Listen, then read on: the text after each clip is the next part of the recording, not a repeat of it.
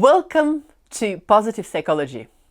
You cannot imagine how excited I am, how delighted I am to welcome you to this mini module. It is really almost a dream come true. So I hope you enjoy this mini module, the journey throughout the whole program, learning and experimenting positive psychology. So let's start with some basics. What is positive psychology? Chances are you already know, because probably you would not be there otherwise. However, let's just kind of put the basics right and define the field of positive psychology. So positive psychology is the scientific study of optimal human functioning. It is a discipline that aims to discover and promote the factors that allow individuals and communities to thrive. And the whole positive psychology movement represents this new commitment on the part of research psychologists and practice psychologists to focus attention upon the sources of real psychological health, going beyond prior emphasis on disease and disorder. So positive psychology, as you might or might not know, it really has developed in response to what was happening within the field of psychology at large. So if we look at the development and history of the field of psychology, we might actually notice that prior to the Second World War, the psychology as a field in general had quite a few different tasks. Tasks were to cure mental illness, mental health issues and problems, but also at the same time to enhance lives and to study people who are extraordinary, geniuses. However, after the Second World War, psychology became far more focused on the treatment of mental illness, on dealing with all the aftermaths of the war and helping human beings to psychologically survive the disaster. Primarily, that happened because of the funding, because a lot of funding after the Second World War was invested into basically helping people to function a bit better and to recover from the horrors of war. However, this had lots of benefits because thanks to the funding, thanks to the research, we actually had a great progress in the field of psychology at large. At least 10 disorders, in accordance to Martin Seligman, could now be successfully cured or considerably relieved. However, the downside was that the other two fundamental missions of psychology, making the lives of all people better and nurturing genius, were all but forgotten. And psychology became, in a sense, a science of victimology. And science that, instead of viewing human beings as proactive, creative, self-determined beings, psychology almost started viewing human beings as being more passive, victims of external stressors, internal pathological drives or needs, sometimes damages and difficulties. And fundamentally, psychology became this profession and science of where you go to when you're not feeling great. And very often, before positive psychology has even arisen, we could ask people, would you actually even admit to others that you are going to see a psychologist? And normal, what's normal? Human beings would say, oh, maybe not. I'd rather not say that I'm going to see a psychologist. And this is really what psychology has become. It has become almost a science of victimology. It has become a science that cures problems, but it's not the science that was associated with flourishing. So the message of this new positive psychology movement that actually appeared, and we'll talk about a little bit more, with Martin Seligman, who is the founder of our field, the message of the positive psychology movement is to remind the field that it has been deformed. Psychology, at large, is not just the study of disease, weakness, or damage. It is also the study of strengths and virtue. Treatment is not just about fixing what's wrong. It is also building on what's right. Psychology is not just about illness or health. It's also about work education, insights, love, growth and play. And in this quest for what is best, positive psychology does not rely on wishful thinking, self-deception or hand-waving. Instead, it tries to adapt what is best in a scientific method to unique problems that human behavior presents in all its complexity, and not only to problems, but also to challenges, to opportunities, to discoveries. So in a sense, we can imagine, and I think sometimes it's a really, really helpful model, and positive psychology is what enables us to move away from the medical model. So if we look at the continuum between the medical disease model and the health model, the disease or medical model of psychology focuses on neurosis and anger and anxiety and depression and psychosis, on weaknesses, on helping people to overcome deficiencies, on how to avoid pain, on running away from feeling unhappy. And fundamentally, if you imagine this sort of kind of model as something going from minus to zero, it is really the movement from -10 to -2, or -8 to -1, or -5 to 0. And 0 almost is something like an imaginary ceiling, because once you're kind of okay, the psychology as usual, the classical psychology, no longer really applies. We no longer need psychology to treat us. However, the life doesn't stop at 0. It probably starts at 0. And what is 0 anyway? Because if we look at the other side of the equation, if we look at the health model, here we're talking about all the great things in life. Well-being and satisfaction and joy and excitement and happiness and enthusiasm, strengths, competences, resources, seeking pleasure, pursuing happiness, and actually going beyond. Because who is there to say that we can only go to +5 or +10? Perhaps we can go to +50 or +100 if we really invest into these other sides of our existence. And here we are in creativity. Here we are in the development, real development. Here we are in the exploration of the whole human potential. Because human lives are not just about being okay or not being not well. Human lives are about flourishing and going beyond and becoming the best we could possibly be. So why would we study positive psychology? Why would you study positive psychology? Psychology is not just something reactive. Psychology also can be seen as a very creative discipline. One of my favorite sayings by Cooper Ryder, the founder of Appreciative Inquiry, is that human systems grow in the direction of what they persistently ask questions about. Human systems grow in the direction of what they persistently ask questions about. This is so true. So what's really important is to ask a different question, to enable that creativity, to enable thinking things from a different perspective, to enable that flourishing and development. And so positive psychology is about walking away from focusing on what's wrong, towards going on focusing on things that can go right and understanding everything that can go right and focusing on the ways that we can really make things better. As Chris Peterson said, Chris Peterson, another really important founders of the field of positive psychology, Chris Peterson said, "What's good about life is as genuine as what is bad, and therefore deserves equal attention from psychologists.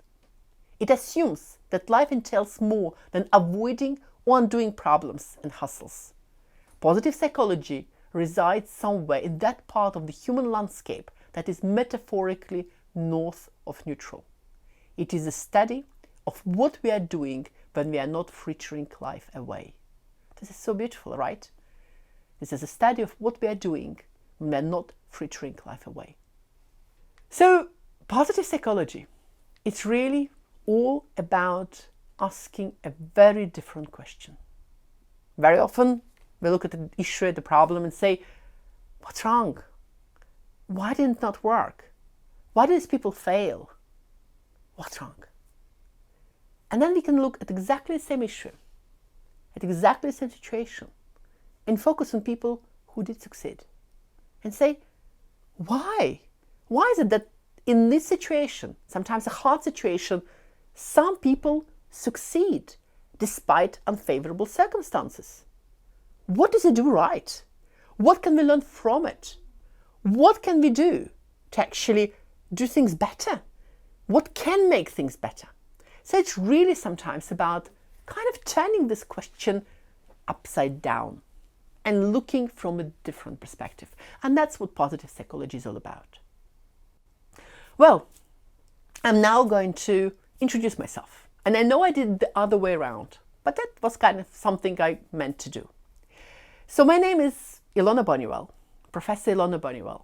And I'd like now to share a little bit of my own journey into positive psychology with you.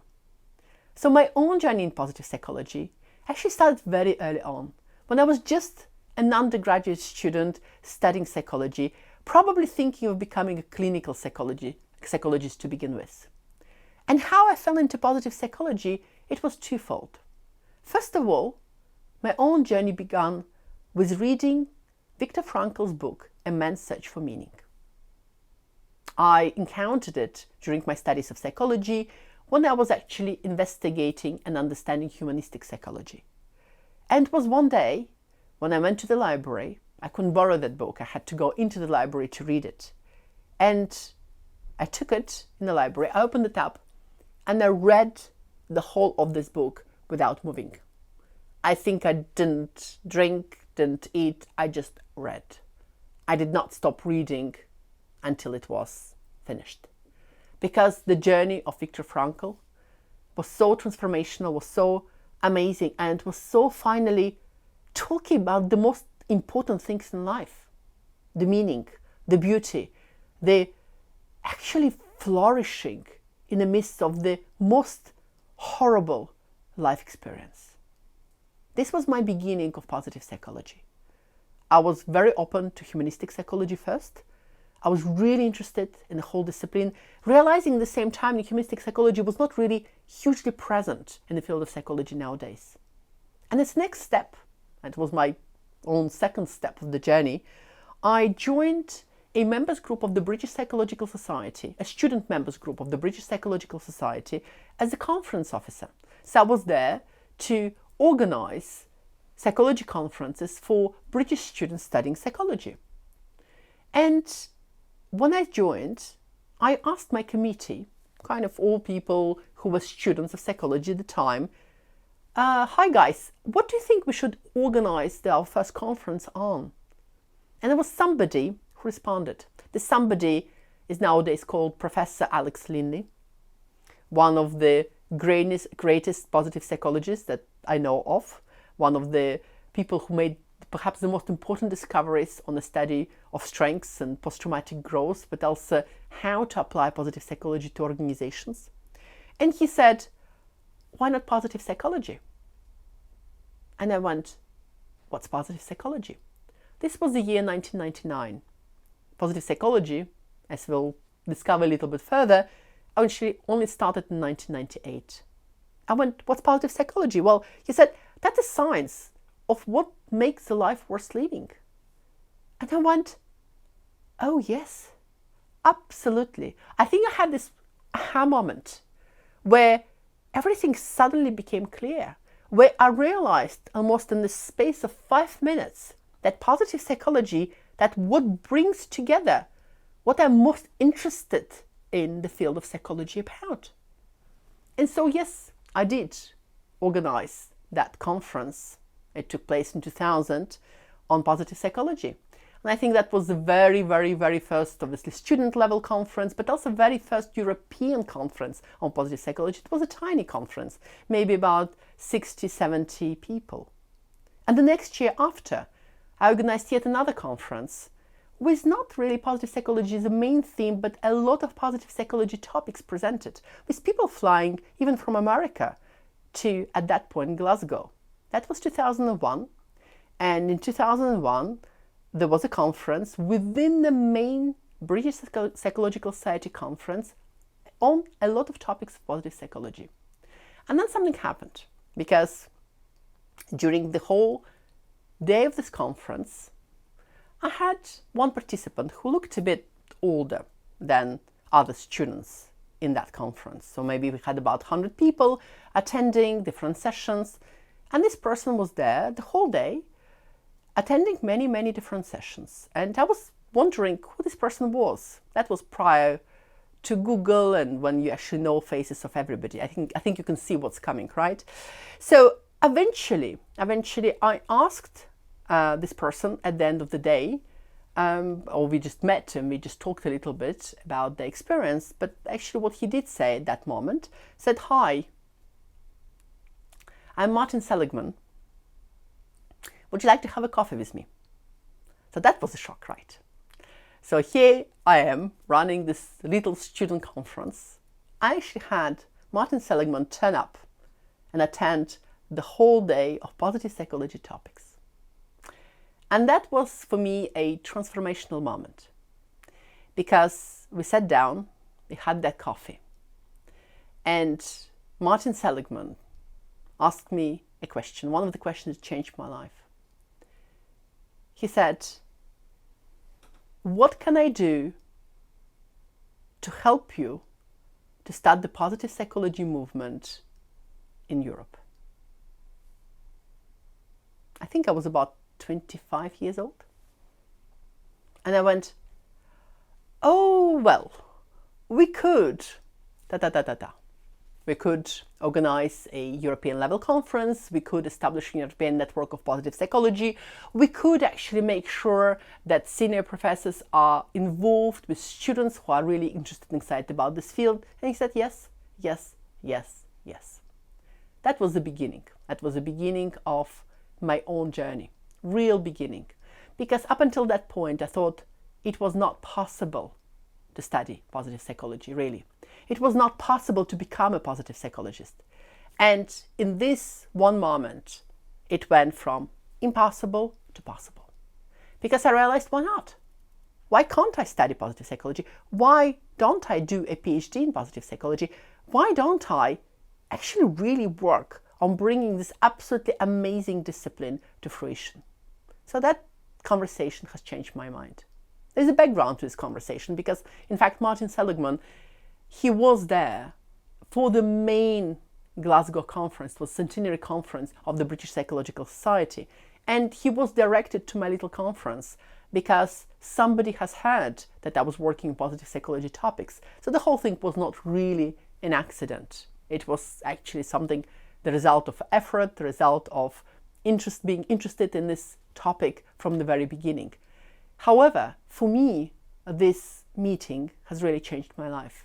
So from that point on, Martin Seligman was very instrumental also in my career because he invited me to many, many different conferences in America at the time, to many different summer institutes to learn about positive psychology, because all of that happened before the very first Masters of Positive Psychology was actually created. That really helped me to define my own topic of PhD and making sure that my PhD will be in an area of positive psychology. And as I was finishing my PhD, no title of positive psychology still existed.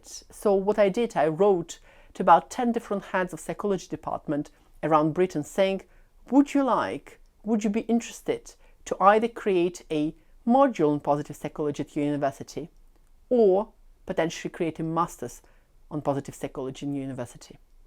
And the University of East London, Professor David Rose, responded to this email saying that this is the area of study that is of particular interest for them, and he'll be very open to meet. And as the story progresses, this is why in 2006 I joined the University of East London as, I think at that point, the first ever lecturer on positive psychology and started this master's program. That was in 2006. The first cohort of the Masters in Positive Psychology started in 2007 with 15 people sitting in front of me in the class. And that was a real dream come true. And now many, many, many, many years later, there's one thing I can absolutely affirm. that years and years later, I'm still as passionate about positive psychology as I was in 1999. I'm still curious about all the different topics and questions. I'm absolutely fascinated with all the scientific discoveries, but also even more with the practical applications and the capacity of positive psychology in collaboration with other fields to change lives of thousands and millions of people around us. So I welcome you on this journey. Thank you for listening to my story. What I would like you now to focus on perhaps is your own story. What is it that brings you to positive psychology? What excites you about positive psychology? What is it that you really would like to do and discover and achieve in positive psychology? Take a little bit of time to bring all those moments together in your own story in order to make sense of it and to use this story as almost as your starting step into this journey of positive psychology. Because as you go ahead, the story will become more and more and more complex and more interesting and more practical, with lots and lots of different anecdotes to share. Welcome to the journey.